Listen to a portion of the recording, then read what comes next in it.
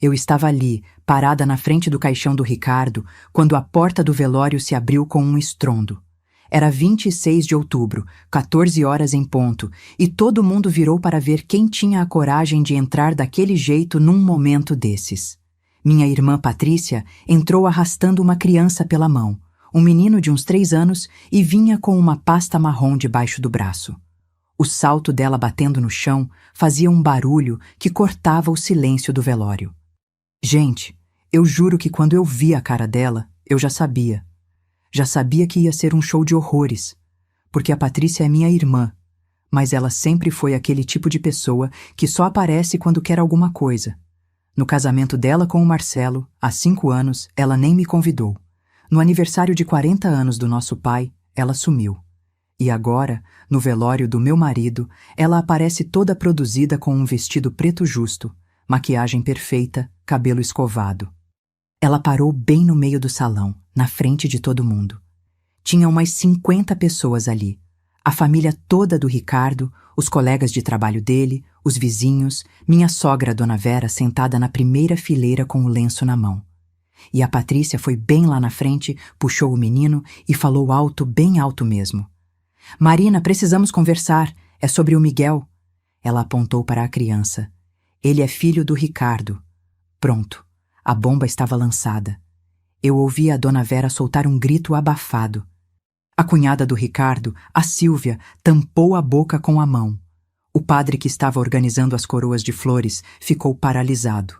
Todo mundo olhando para mim, esperando eu gritar, chorar, desmaiar, sei lá. Mas eu só conseguia rir. Juro por Deus, eu dei um sorriso. Não foi nem um sorrisinho discreto, foi aquela risada de canto de boca, sabe? Aquela risada de quem sabe de alguma coisa que ninguém mais sabe. E a Patrícia ficou puta. Ela ficou vermelha, as narinas dela abriram, e ela abriu aquela pasta marrom e tirou uns papéis de dentro. Você acha engraçado? Então lê isso aqui. Ela enfiou os papéis na minha cara. É o testamento do Ricardo. Ele deixou metade de tudo para o Miguel. Metade da casa de 450 mil reais, metade da grana do banco, metade de tudo. Eu peguei os papéis. Parecia autêntico. Tinha a assinatura do Ricardo, tinha data, tinha selo de cartório. A data era de 3 anos atrás, 23 de outubro, exatamente 3 anos antes do dia que ele morreu. Que coincidência, né? A Dona Vera levantou da cadeira cambaleando. Meu Deus, Marina, é verdade? O Ricardo tinha um filho e nunca me contou? A voz dela estava quebrada. Eu sempre quis um neto. Sempre pedi para vocês dois me darem um neto. Dona Vera, a senhora não acredita nisso, né? Eu falei, ainda com aquele sorriso. A senhora conhecia o Ricardo. Ele nunca esconderia uma coisa dessas da senhora. Mas o papel está aqui, a Patrícia gritou. Está registrado, ele assinou. E olha para o Miguel, olha para a cara dele. Ele é igualzinho ao Ricardo quando era criança. Eu olhei para o menino. Cabelo escuro, olhos castanhos, pele clara. Podia ser filho de metade dos homens do Brasil. Mas não era filho do Ricardo. Impossível. Patrícia, você está louca? A cunhada Sílvia se aproximou. Como você ousa vir aqui no velório fazer um escândalo desses? Escândalo? Eu estou defendendo os direitos do meu sobrinho. A Patrícia abraçou o menino, fazendo aquela cena dramática. O Ricardo era pai dele. Eles se encontravam escondido. Eu tenho provas. Tenho fotos. Tenho mensagens. Ela tirou o celular do bolso e começou a mostrar para todo mundo. Eram fotos antigas, muito antigas. Fotos do Ricardo na época que a gente ainda estava namorando, antes de casar. Tinha uma foto dele na praia, outra num churrasco, outra no aniversário de alguém. E em todas elas, lá no fundo, bem pequenininha, estava a Patrícia. Ela sempre dava um jeito de aparecer nos lugares que a gente ia. Olha aqui, gente, olha a data. 4 anos atrás. Ele estava com ela. Eles tinham um caso. Mentira. Mentira descarada. Aquelas fotos eram de churrascos na casa dos meus pais, festas de família. Todo mundo estava naquelas fotos. Mas do jeito que ela estava mostrando, cortando as imagens, parecia outra coisa. A Dona Vera estava chorando agora. Marina, Você vai fazer o teste de DNA? Você vai provar que não é verdade? Dona Vera, o Ricardo morreu há 3 dias. 3 dias. Ele foi enterrado amanhã às 9 horas da manhã. E a Patrícia vem aqui no velório fazer isso? Eu respirei fundo. Não precisa de teste de DNA. Como não precisa? A Patrícia deu um passo na minha direção. Você tem medo do resultado? Você sabe que é verdade e não quer admitir? Eu não tenho medo de nada. Eu olhei nos olhos dela. Aqueles olhos verdes cheios de desespero, porque era desespero mesmo. Eu conhecia minha irmã desde que ela nasceu, 31 anos atrás. E eu sabia quando ela estava desesperada. Ela estava precisando de dinheiro, muita grana. Mas me diz uma coisa, Patrícia, por que você nunca falou nada antes? O Miguel tem 3 anos. 3 anos. E você nunca pediu pensão, nunca veio atrás do Ricardo, nunca falou nada pra ninguém. E agora, justo agora que ele morreu, você aparece? Ela ficou sem palavras por uns 2 segundos, mas a Patrícia sempre foi boa de lábia. Porque ele me pediu para ficar em segredo. Ele disse que ia contar para você no tempo certo, mas ele morreu antes. Que conveniente. Eu cruzei os braços. O advogado da família, o Dr. Maurício, se aproximou. Ele pegou os papéis da minha mão e começou a analisar. Marina, esse testamento parece legítimo. Tem que levar para o cartório, confirmar a autenticidade. Mas se for verdadeiro, realmente a criança tem direito à parte da herança. Viu? A Patrícia sorriu. Aquele sorriso de vitória. Vamos resolver isso na justiça, então. E pode ir se preparando, maninha, porque metade daquela casa é do Miguel. E eu, como mãe e representante legal dele, vou administrar tudo. Ela pegou o menino pela mão e saiu do velório pisando duro, deixando todo mundo em silêncio.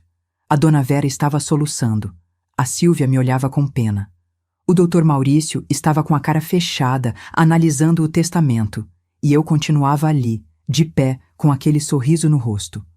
Porque eu sabia de uma coisa que ninguém ali sabia. Uma coisa que o Ricardo me contou há 5 anos, 3 meses depois que a gente casou.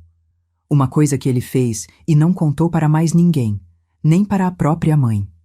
E essa coisa tornava impossível, completamente impossível, que aquele menino fosse filho dele. O enterro foi no dia seguinte, 27 de outubro, 9 horas da manhã. Choveu. Uma chuva fina que molhava devagar, sabe? O cemitério estava cheio, mais de 100 pessoas. E a Patrícia estava lá de novo, com o Miguel. Ela ficou do outro lado do túmulo, me encarando o tempo todo. Quando jogaram a terra, ela começou a chorar. Chorar alto, fazendo escândalo, abraçada com o menino. Papai foi para o céu, meu filho. Papai está com Deus agora. A dona Vera olhou para ela, para mim, e começou a chorar também. Eu vi ali que estava perdendo minha sogra. A mulher que me tratava como filha há 8 anos estava acreditando naquela farsa.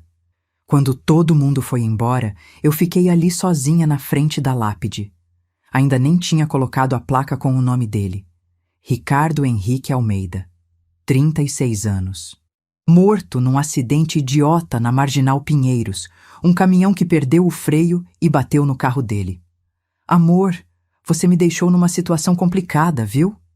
Eu falei baixinho. Mas eu vou resolver. Eu prometo que vou proteger tudo que a gente construiu. Voltei para casa às 11h30 da manhã.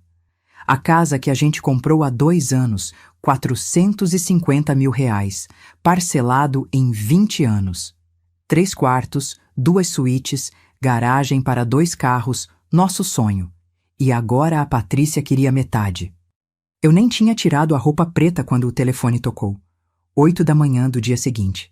Era a dona Vera. Marina, precisamos conversar. A voz dela estava dura, fria. Nunca tinha ouvido ela falar assim comigo. Dona Vera, a senhora está bem? Não estou bem. Acabei de descobrir que meu filho tinha um neto e vocês esconderam de mim. Você e o Ricardo. A senhora não acredita nisso mesmo, né? Eu sentei na cama. A senhora conhece a Patrícia. A senhora sabe como ela é. Eu sei que ela tem problemas, Marina. Mas ela me mostrou as provas, as fotos, as mensagens, o testamento. Tudo está lá. E o menino, Marina, o menino é igualzinho ao Ricardo quando era bebê. Eu tenho as fotos, eu comparei. Dona Vera, eu quero fazer o teste de DNA. Eu vou pagar. R$ 3.200, já pesquisei. Um laboratório aqui perto de casa. Mas preciso de uma amostra do Ricardo. Meu coração gelou. A senhora quer exumar o corpo? Não precisa. O Dr. Maurício disse que pode usar amostra de parentes próximos. Eu vou fazer o meu DNA e comparar com o do Miguel. Se bater 75% ou mais, significa que ele é meu neto. A senhora não vai fazer isso. Vou sim. E se você tentar me impedir, eu vou na justiça. Eu tenho direito de saber se aquela criança é do meu filho. Ela desligou na minha cara. Eu fiquei ali, segurando o telefone, sentindo o peito apertar. A dona Vera nunca tinha me tratado assim. Nunca. Ela sempre foi minha segunda mãe. E agora, a Patrícia tinha conseguido colocar ela contra mim. Naquela tarde, às 15 horas, eu estava tomando um café quando a campainha tocou. Abri a porta e era a Patrícia. Sozinha, sem o Miguel. Posso entrar? Ela nem esperou resposta. Já foi empurrando a porta e entrando. Nossa, continua tudo igual. Essa casa é linda mesmo, né? 450 mil. Na Rua dos Jacarandás, no Jardim Paulista, bairro Nobre. O que você quer, Patrícia? Ela sentou no sofá, aquele sofá bege que o Ricardo escolheu. Tirou o sapato e colocou os pés em cima da mesinha de centro. Vim conversar sobre a partilha. Olha, eu sou razoável. Não quero brigar na justiça, gastar dinheiro com advogado. Vamos fazer o seguinte. Você me dá R$ 225 mil, metade do valor da casa e a gente esquece tudo isso. Você fica com a casa, eu fico com a grana, todo mundo feliz. R$ 225 mil. Eu repeti, só para ter certeza que tinha ouvido direito. Ou a gente vende a casa e divide, mas eu prefiro assim, em dinheiro. Mais rápido. Ela sorriu.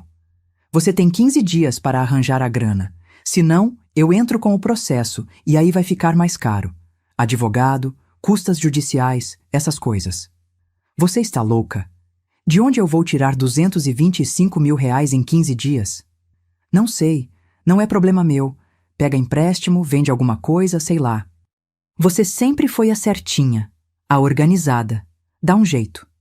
Ela levantou e começou a andar pela casa, tocando nas coisas. Você sabe, Marina, eu sempre achei injusto. Você sempre teve tudo. Sempre foi a favorita dos nossos pais. Sempre arrumou os namorados melhores. E eu sempre fiquei com as sobras. Patrícia, isso não tem nada a ver com...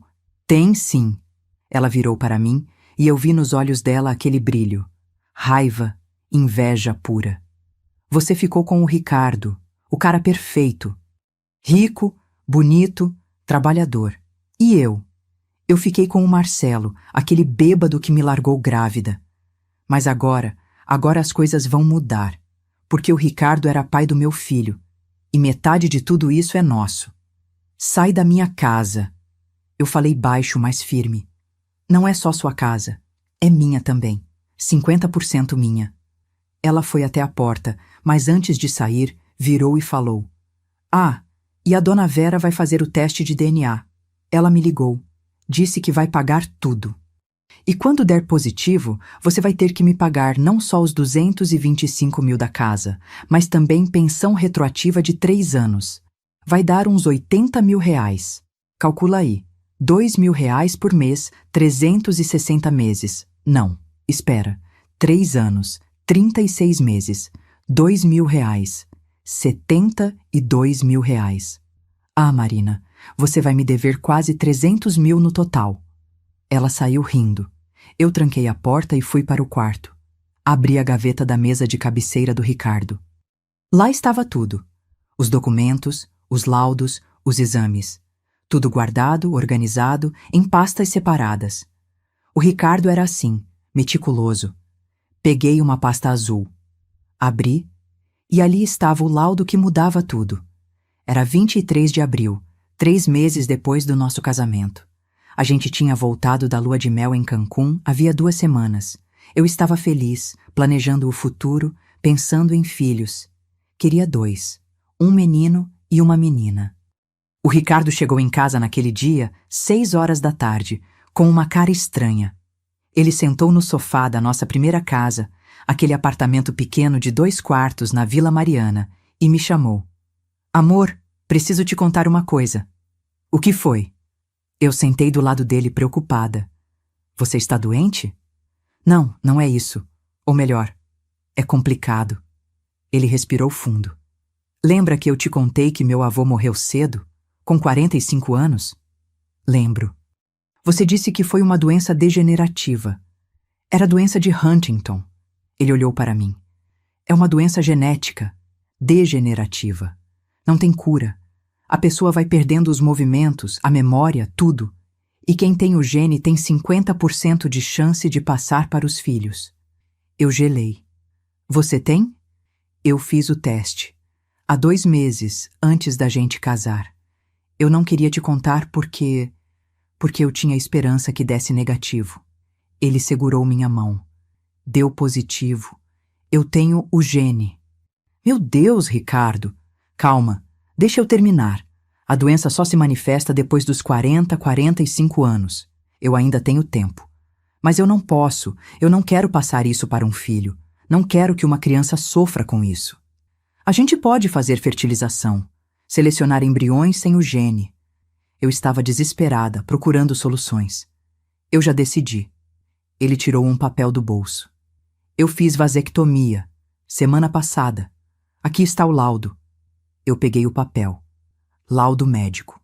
Clínica Vida Nova, na Vila Mariana. Data: 16 de abril. Procedimento: vasectomia bilateral. Paciente: Ricardo Henrique Almeida. Você fez sem me consultar? Eu estava chocada. Eu não queria te colocar nessa posição, de ter que escolher entre ter filhos comigo ou não ter filhos. Eu já escolhi por nós dois. Eu não vou arriscar passar essa doença adiante. Eu chorei. Chorei muito naquele dia. Não porque eu não ia ter filhos, mas porque eu vi o quanto o Ricardo me amava. O quanto ele estava disposto a sacrificar para me proteger. Para proteger uma vida que nem existia ainda. A gente não conta para ninguém, ele pediu. Especialmente para minha mãe. Ela ia ficar arrasada. Ela sempre quis netos. E se ela souber da doença, ela vai surtar. Vai ficar me vigiando, esperando os sintomas aparecerem. Eu não quero isso. Mas, Ricardo, você vai precisar de acompanhamento médico. Eu já estou fazendo. Consultas a cada 6 meses, mas em sigilo. Ninguém precisa saber. E ficou assim, nosso segredo. Por 5 anos ninguém soube. A dona Vera perguntava quando ia ter netos, e a gente desconversava. Dizia que estava curtindo o casamento, que não tinha pressa, que íamos tentar mais tarde. Mais tarde nunca chegou. O Ricardo morreu num acidente com 36 anos, 7 anos antes da doença se manifestar. Eu estava ali, segurando o laudo da vasectomia, quando o telefone tocou de novo. Número desconhecido. Alô? Marina? Aqui é o Dr. Maurício. Preciso falar com você urgente. Pode vir ao meu escritório amanhã, 10 horas? Pode. O que aconteceu? É sobre o testamento. Eu levei para análise grafotécnica. E... Marina, a assinatura é do Ricardo. É autêntica. Meu mundo parou por um segundo. Como assim é autêntica? A assinatura não foi falsificada. É a letra dele, a pressão da caneta, tudo. Mas tem algo estranho. O papel é novo, muito novo. E o selo do cartório... Estou investigando. Então alguém pegou uma assinatura verdadeira do Ricardo e colocou nesse documento? Provavelmente. Ou tinha um documento em branco assinado. Isso acontece. Seu marido assinava papéis em branco? Nunca. Então alguém falsificou o documento usando uma assinatura real. Vou descobrir quem. Mas até lá, Marina, tome cuidado. Sua irmã está com um advogado muito agressivo. Ela pode entrar com liminar para bloquear a venda da casa ou até pedir sua parte antecipadamente. Desliguei e fui para o computador. Comecei a investigar. Coloquei o nome da Patrícia no Google. Nada. Redes sociais. Ela não postava nada há meses. Última postagem era do aniversário dela, em março. Graças a Deus por mais um ano de vida. Mas nos comentários eu vi algo interessante. Uma mulher tinha escrito: Amiga, quando vai pagar aqueles 5.000? 5.000. A Patrícia estava devendo. E se estava devendo 5.000 para uma amiga, estava devendo para mais gente.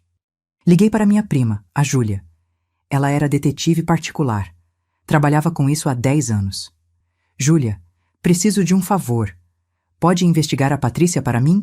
Eu pago. O que você quer saber? Dívidas. Com quem ela está devendo? Quanto? Para quê? Me dá 48 horas. No dia seguinte, fui ao escritório do Dr. Maurício na Avenida Paulista, 12º andar, sala 1203. Ele estava com uma pasta grossa em cima da mesa. Marina, senta, vou ser direto. O testamento é falso, mas foi muito bem feito. Quem fez isso tinha acesso a documentos do Ricardo, assinaturas antigas, carimbos, talvez até formulários em branco. Como alguém teria isso? Não sei, mas estou rastreando. O selo do cartório é de um cartório que foi fechado há 2 anos por irregularidades. Cartório São Paulo, no centro. O escrevente foi preso por falsificação de documentos. Está solto agora. Você acha que foi ele? Tenho quase certeza. E se foi, ele cobra caro. Uns 2.000, 2.500 reais por documento. 2.500. A Patrícia tinha pago alguém para falsificar o testamento do meu marido morto. O que eu faço? Junta provas, qualquer coisa que prove que esse testamento é falso. E Marina? Ele me olhou sério. Se sua irmã realmente está desesperada por dinheiro, ela pode fazer coisas piores. Tome cuidado. Saí de lá às 11 horas e fui direto para o hospital. Hospital Vila Mariana, o mesmo onde o Ricardo fez a vasectomia. Fui no setor de registros médicos. Preciso de uma segunda via do laudo de um procedimento feito há 5 anos. A atendente conferiu o sistema. O procedimento foi feito aqui? Foi. Vasectomia. Paciente Ricardo Henrique Almeida. Data: 16 de abril, há 5 anos. Ela digitou, conferiu, digitou mais. Está aqui. Mas para liberar segunda via, precisa de autorização do paciente ou, em caso de falecimento, de cônjuge com certidão de óbito. Eu sou a viúva. Mostrei os documentos. 15 minutos depois, eu estava saindo de lá com o laudo oficial. Carimbado, assinado, autenticado, prova irrefutável de que o Ricardo não podia ter filhos há 5 anos. O Miguel tinha 3 anos. Era matematicamente impossível. No dia seguinte, a Júlia me ligou. Eram 20 horas, eu estava fazendo janta. Marina, você não vai acreditar no que eu descobri. Fala. Sua irmã está devendo 52.000 reais. 52.000? Eu quase deixei a panela cair. Isso. 25.000 para um agiota, 15.000 em cartão de crédito, 7.000 para uma amiga, 5.000 para outra. Ela está desesperada. O agiota está cobrando 5% de juros por semana. Se ela não pagar em 30 dias, vai para 75.000. Tudo fazia sentido agora. A Patrícia não queria justiça. Ela queria dinheiro. Rápido. Tem mais. A Júlia continuou. Eu achei o cara que ela contratou para fazer o testamento. Jonas Ferreira, ex-escrevente. Cobra 2.500 por documento. Ela foi na casa dele há 15 dias. Uma vizinha viu e me contou. 15 dias. O Ricardo morreu há 6 dias. Ela planejou isso antes dele morrer? Não. Ela planejou enquanto ele estava no hospital. Ele ficou 2 dias na UTI antes de falecer, lembra? Foi tempo suficiente para ela correr atrás. Eu desliguei, respirei fundo e comecei a montar meu plano. A Patrícia queria guerra? Ia ter guerra, mas ia ser nos meus termos. Eu marquei a reunião para o dia 12 de novembro, exatamente 15 dias depois do enterro. 10 horas da manhã, no cartório central, na Rua Boa Vista, centro de São Paulo. Convidei todo mundo. A dona Vera, a cunhada Silvia, o doutor Maurício, a Patrícia e o advogado dela, um tal de doutor Fernando. E convidei mais 2 pessoas. Mas essas eram surpresa. Cheguei às 9h45. O cartório era daqueles antigos, com cheiro de papel velho e madeira. Tinha uma mesa grande no meio, 8 cadeiras em volta. A Patrícia já estava lá, sentada, com o Miguel no colo. Ela estava arrumada, cabelo preso, roupa social preta. O advogado dela, um homem de uns 50 anos, baixinho, careca, estava ao lado revisando papéis. A dona Vera entrou logo depois, com a Sílvia. Minha sogra nem olhou para mim. Sentou do lado oposto, perto da Patrícia. Aquilo doeu. Doeu muito. O Dr. Maurício chegou por último, com uma pasta debaixo do braço. Ele me olhou e deu uma piscada discreta. Estava tudo certo. Bom dia a todos. O tabelião, um senhor de uns 60 anos, de óculos, começou. Estamos aqui para tratar da sucessão do Sr. Ricardo Henrique Almeida, falecido no dia 23 de outubro. A senhora Patrícia Souza apresentou um testamento alegando que seu filho, Miguel, de 3 anos de idade, é herdeiro do falecido. A viúva Marina Almeida contestou. Vamos ouvir as duas partes. O advogado da Patrícia se levantou. Senhor tabelião, apresentamos testamento datado de 3 anos atrás, dia 23 de outubro, onde o senhor Ricardo Henrique Almeida reconhece a paternidade do menor Miguel e deixa 50% de seus bens para ele. Temos também... Ele abriu a pasta. Fotos do falecido com a mãe da criança, mensagens trocadas entre eles e testemunhas que viram os dois juntos em diversas ocasiões. Testemunhas? Eu falei. Que testemunhas? Eu. A dona Vera levantou a mão tremendo. Eu vi meu filho com a Patrícia. Vi eles conversando, rindo. Achei que era só amizade, porque ela era cunhada dele. Mas agora faz sentido. E o menino... Ela olhou para o Miguel. O menino tem os olhos do meu Ricardo, a mesma boca, o mesmo cabelo. Dona Vera, a senhora está sendo manipulada. Eu falei, calma. A Patrícia está usando a dor da senhora para conseguir dinheiro. Dinheiro? A Patrícia se levantou, fazendo aquela cena.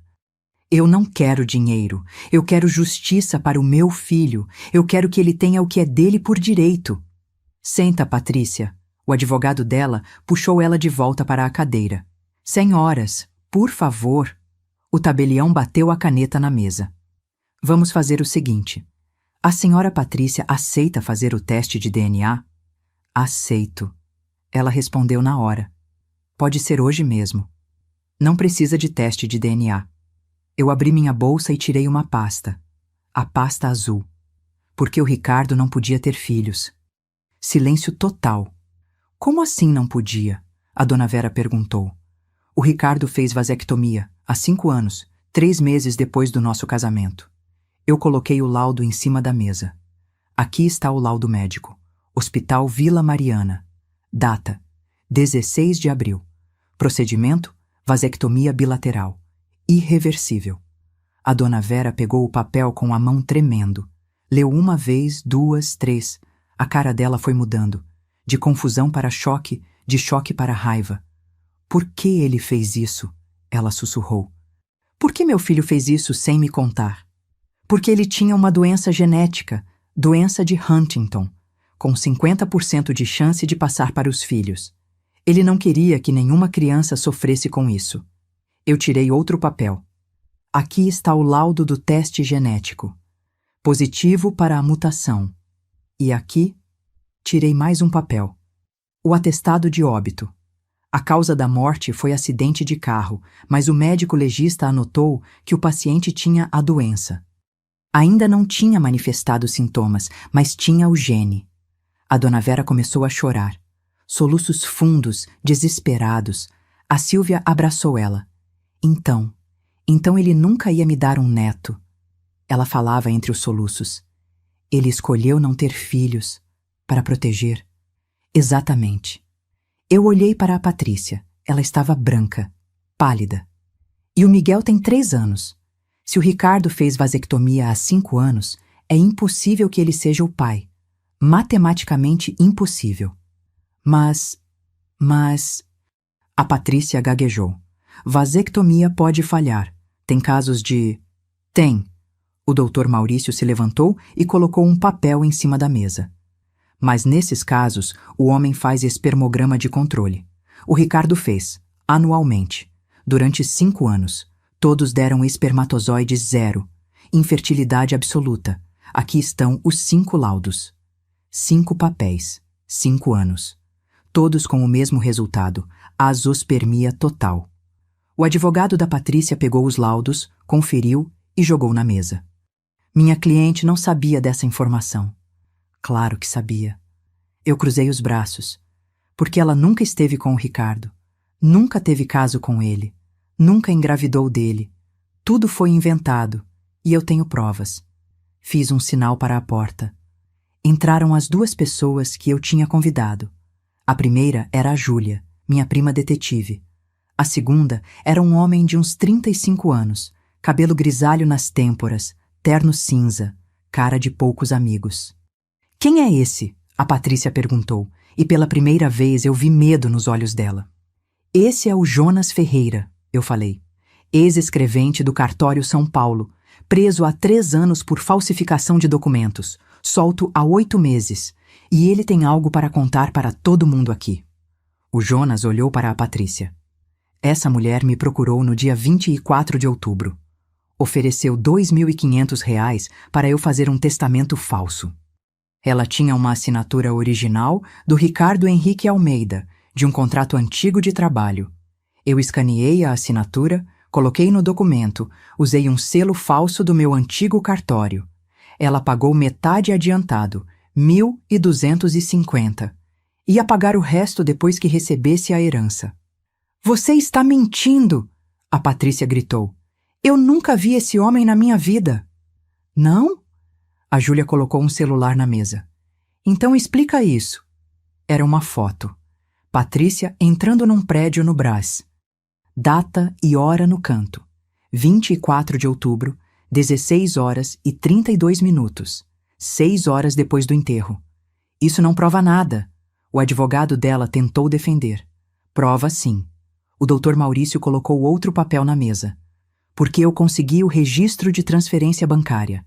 Patrícia Souza para Jonas Ferreira, R$ 1.250, dia 24 de outubro, 17 horas e 15 minutos. Via Pix." Game over. A Patrícia desmoronou. Literalmente desmoronou. Afundou na cadeira, começou a chorar, aquele choro de quem sabe que perdeu tudo. Eu não queria fazer isso." Ela soluçava. "Eu estava desesperada. Eu devo R$ 52.000. 52.000.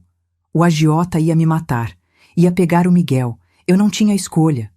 "Sempre tem escolha", a dona Vera falou, e a voz dela estava dura como pedra. "Você podia ter pedido ajuda, podia ter conversado comigo, com a Marina, com a família, mas não. Você preferiu inventar essa mentira nojenta, usar meu filho morto, manchar a memória dele. Dona Vera, eu sinto muito, Não fala comigo." Minha sogra levantou. "Nunca mais fala comigo. Nunca mais chega perto da minha família. Você está morta para mim." Ela saiu do cartório com a Sílvia atrás. O tabelião pigarreou. "Bom, diante das provas apresentadas, fica claro que o testamento é falso e que não há relação de paternidade entre o falecido e o menor. Senhora Marina, a senhora quer representar criminalmente?" "Quero." Eu olhei para a Patrícia. Falsificação de documento, falsidade ideológica, tentativa de estelionato. Quero tudo. "Marina, por favor." Ela estendeu a mão para mim. "Eu sou sua irmã. Você deixou de ser minha irmã no momento que pisou no velório do meu marido com essa mentira." Eu peguei minha bolsa. "E sobre o Miguel?" Eu olhei para o menino que estava quieto, sem entender nada. "Quem é o pai dele?" Ela abaixou a cabeça. "O Rodrigo Mendes. Ele era casado, ainda é. Ele não quis assumir." "Então você vai entrar com processo de paternidade contra ele. Não contra o meu marido morto, contra o pai de verdade." Eu me virei para o advogado dela. "E você, doutor, deveria ter investigado antes de aceitar esse caso, porque agora você pode responder junto por má-fé processual." O homem ficou vermelho, pegou a pasta e saiu sem dizer nada. Eu estava indo embora quando a Patrícia me segurou pelo braço. "Marina, espera. Eu vou para a cadeia?" "Provavelmente. Falsificação de documento dá de 1 a 5 anos. Com as agravantes, talvez 3 anos. E o Miguel? Quem vai cuidar dele se eu for presa?" Eu olhei para ela, para o menino, e senti uma pontada no peito. Porque mesmo depois de tudo, ele era inocente. Uma criança de 3 anos que não tinha culpa de ter uma mãe mentirosa e um pai covarde. Eu não sei, Patrícia, não sei, mas não é mais problema meu. Eu soltei o braço. Você criou esse inferno. Agora você vai ter que viver nele. Saí do cartório e respirei fundo. O sol estava forte, 11h30 da manhã. São Paulo barulhenta, caótica, viva. Meu celular tocou. Era a dona Vera. Marina, eu sinto muito, muito mesmo. Eu deveria ter acreditado em você desde o começo. Está tudo bem, dona Vera. Não está, não. Eu fui horrível com você. Mas é que, quando ela falou do Miguel, do possível neto, eu me apeguei tanto à ideia. Eu queria tanto que fosse verdade. Eu entendo. A senhora perdeu o Ricardo. Eu também perdi. A dor é real. Vem jantar em casa hoje? 20 horas? Eu faço aquela lasanha que você gosta. Vou sim. Desliguei e fiquei ali, parada na calçada, sentindo o peso sair dos meus ombros. Acabou. Finalmente acabou. 3 semanas depois, recebi a notícia. A Patrícia foi indiciada por falsificação de documento e tentativa de estelionato. O Jonas também. Os 2 iam responder em liberdade, mas com tornozeleira eletrônica. O juiz determinou que ela procurasse o pai verdadeiro do Miguel e entrasse com ação de paternidade. Quanto aos R$ 52.000 que ela devia, o agiota não esperou. Ele executou a dívida através de um testa de ferro e a Patrícia teve que vender o carro, os móveis, tudo. Foi morar num apartamento pequeno com o Miguel, recebendo ajuda do Bolsa Família. Eu podia sentir pena, mas não sentia. Ela fez as escolhas dela. Eu fiz as minhas. 2 meses depois, no dia 14 de janeiro, eu estava no cemitério de novo. Tinha colocado a lápide nova, bonita, de mármore cinza. Ricardo Henrique Almeida, esposo amado. 36 anos. O amor continua além da vida. Coloquei flores brancas, as favoritas dele. E fiquei ali, sentada no chão, conversando. Amor, eu protegi tudo.